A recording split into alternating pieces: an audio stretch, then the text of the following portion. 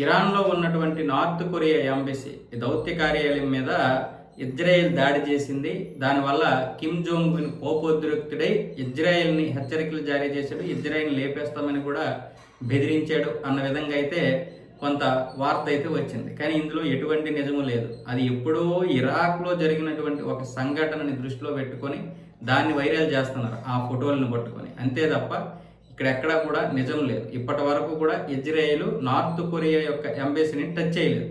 North కొరియాను మాత్రమే కాదు, ఇరాన్లో ఉన్నటువంటి ఏ విదేశీ ఎంబసీని కూడా ఇజ్రాయెల్ అయితే టచ్ చేయలేదు. కేవలం ఇరాన్ మీద మాత్రమే దాడులు చేస్తుంది. దీన్ని ఇప్పుడు తప్పుదోవ పట్టించడానికి కొన్ని దరిద్రం ఏంటంటే సోషల్ మీడియా మాత్రమే కాదు, మెయిన్ మీడియా స్ట్రీమింగ్లో కూడా కొంతమంది ప్రచారం చేసుకుంటున్నారు. ఇంటర్నేషనల్ మీడియా కూడా చివరికి ఇలా తయారైపోయింది. నేషనల్ మీడియాలు అలాగే ఉన్నాయి, కొన్ని దేశాల మీడియాలు, ఇంటర్నేషనల్ మీడియాలు కూడా అలాగే ఉన్నాయి. సో ఇలాంటి పరిస్థితుల్లో ఫేక్ న్యూస్ ఏదో ఒరిజినల్ న్యూస్ ఏదో అర్థం కానటువంటి దారుణమైనటువంటి పరిస్థితుల్లో కూడా ఉన్నాం మనం.